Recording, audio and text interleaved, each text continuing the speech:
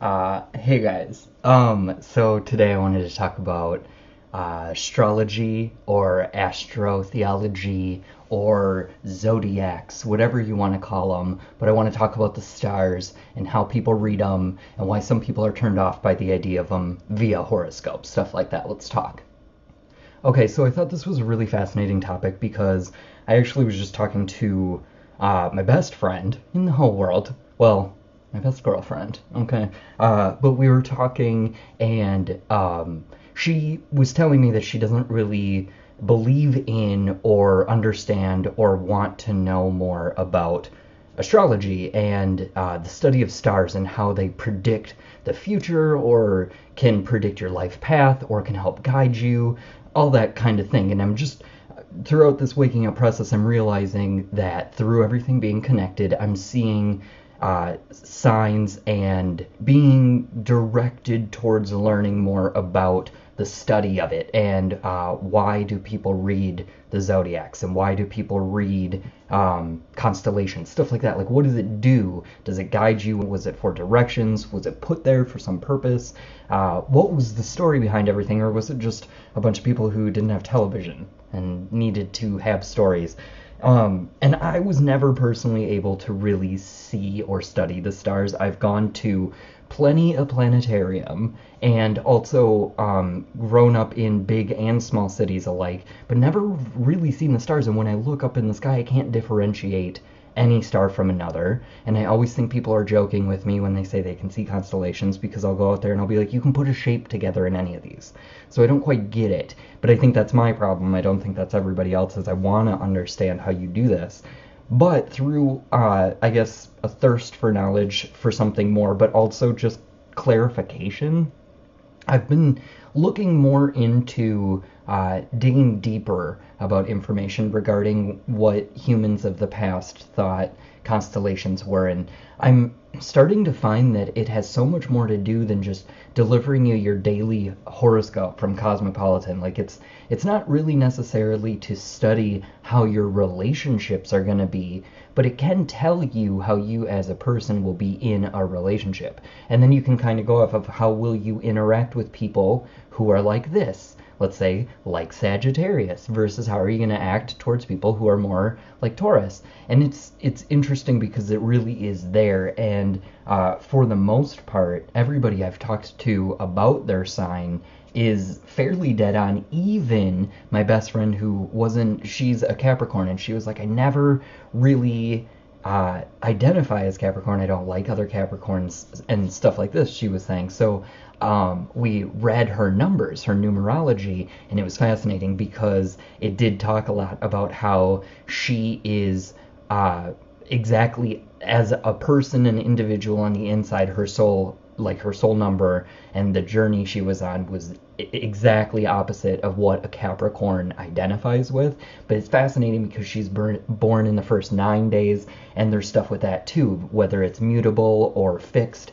Very interesting things. So you can find out if you're born in the first 9, the middle 9, or the last 9 days of the month. That's going to weigh heavy on your zodiac sign.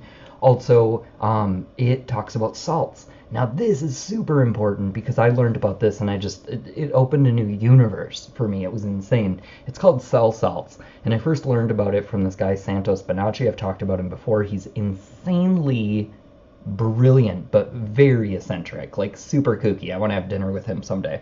But he was talking about how people get cell salts while they're in the gestation period in their mother's womb. And this is for every mammal here on Earth. So the cell salts come from every month, every zodiac month in the cycle, a new salt is added. And a salt, look these up, they're very interesting. Mine happens to be, I'm February, so mine happens to be sodium chloride. I believe that's what it's called, table salt. And I get mine from pink Himalayan salt because it's really good for you. Just stick with sea salts. Make sure that it's real sea salt, because if you look into it, table salt that we're given, like that shit you grew up with the little yellow girl on the raincoat on the cover thing, that I found out that's a third like sand, a third glass, and a third salt. Look into it. It's creepy. Don't eat it. It's like cutting up your insides, and it does terrifying things, and it causes dehydration. It's so weird. But mine is table salt, so pink Himalayan salt. The month you're born, you're supposed to take in the most of that salt because it's what you're deficient in, because you weren't in the womb the whole month to get it from your mother. Now, if you're born at the end of your zodiac cycle, you're probably good to go, but you do need the 3 months that you were not in the womb. So if you're born in February, I think I figured mine out to be the rest of February, and then I need March, April, and May. Those are the 3 months that I wasn't in the womb. And then it's weird because it makes you think about like dates of conception. So you're thinking about when your parents conceived you. I get that it's kind of weird. But if you think about it, those are the 3 months that you weren't getting nourishment from your mother. So you're deprived of them once you come out here in this plain Earth. So you need to ingest them daily to keep up. It's really fascinating. I have a book. Hold. This book. You can look into it. This is the one Santos recommended. I'm reading about it there. You can also Google this subject. Just have discernment. Look for reliable people who are going to talk to you about information you need to know. But that book is pretty good on info. You can also get the information free online.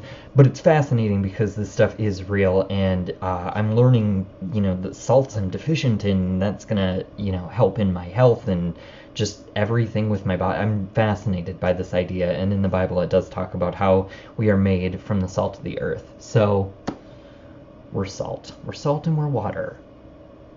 Okay. Earth, fire, water. Fire, spirit. Oh, girl, mind explosion. So spirit's fire. We're made of water. We're made of earth, salt, and we breathe in air. Okay, that was because I have a bug around me. I'm not trying to be weird. Okay, let's get back on topic. Also, let me check this into your brain. Get ready to lose your tits. I was thinking about how my boyfriend and best friend and we were having this three-way conversation. Okay, dirty minds. We were having this three-way phone conversation. It was really blowing my mind because my friend made this joke and she said, "Oh my gosh, it's my birthday time." And instantly I knew what she meant. I got it. And it's weird because that's a really weird and kind of stupid joke, and even she admittedly agreed. And when I said that I've been on this trip and talking to my boyfriend about how what if our birthdays are just timestamps, right? Because every birth month can fit on a clock. Up to December, that's 12. So every, 12 hours. It's weird. So if you're born at like 12:31, what if that's your timestamp? What if that's like your arrival here on this plane? I'm really confused. I'm like, is that something to do with time? Obviously it is, because it's a date in time, and that's time. So like, I thought that was fascinating. So if you took your birthday, what does that mean? Is that your time of birth? I'm fascinated by this idea, and I love exploring this stuff. I know it probably sounds cuckoo bananas, especially if you're not on this journey to figure interesting, stupid stuff like this out. But you do come to find it's all connected. I mean, that's what I'm saying. Like, this was a rabbit hole that literally started for me about, like, why do I identify so hard with Aquarius, and yet I want to know nothing about zodiacs. I don't know how to read constellations, and I didn't necessarily buy into people who followed the stars. I was like, are they kooky? I didn't know. But now I get it. They're there for us. They're there for you. They're there for you. It says in the Bible, let the stars be like the lights and the maps and the all that fun, right? It's there. Like, it's important, and you don't have to be a Bible thumper to just get that we're supposed to look up. It's better to look up than look down. Am I right? Do you want to be sitting in your iPhone for the rest of your life, or is it? I mean, it's dope up there. You know what I mean? What is that? And going down some crazy rabbit holes figuring out what stars are. And then the firmament. We'll get into that later. Okay, everybody needs to look into the fact that it's not a spherical Earth. We need to globally get on board with the fact that we've been taught a lie.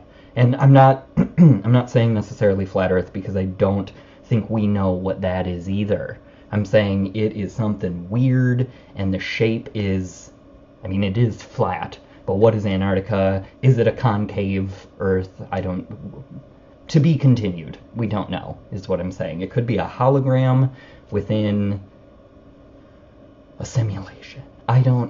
We're getting there. Okay, this channel's pushing forward. Also, side note, I wanted to just document the fact that I was really saddened today to sign on to Twitter and see one of my favorite investigative journalists, Abby Martin. This girl was like balls to the wall hard. She was working for RT. She was good, okay, and she's beautiful. I used to tweet at her, and she was like really responsive, and it was engaging. She's awesome. But just learned today that she sent out a tweet where she was like, her first tweet was really weird because it was information I disagreed with, which I never disagree with Abby Martin, so that was just weird. But I overlooked that to be like, meh, that's fine. But then she tweeted right after that, join in and follow the Young Turks because they're one of the few sources of honest information. And everybody lambasted her with the Young Turks are like clearly controlled opposition and stuff like that, and she was getting heavy truthers after her. And I just made the tweet comment, I can't believe an investigative journalist this intelligent wouldn't dig deep enough to find out that the Young Turks are just puppets, and I'm really disappointed. So I just wanted to make that note because Abby Martin is fantastic, was fantastic, I'm not sure. And I don't know what this game involves, and maybe somebody got to her, or maybe she has been an actor all this time. I don't know. The world is weird. Keep your eyes open. Just pay attention to everybody. And I've been telling everybody I love and care about, you can't trust anyone. X-Files was not lying. The truth is out there. Trust no one. Anyway, signing off here, and take care of yourselves the rest of the week. Have a good one. Enjoy the good weather. Hopefully it's around you too. Peace.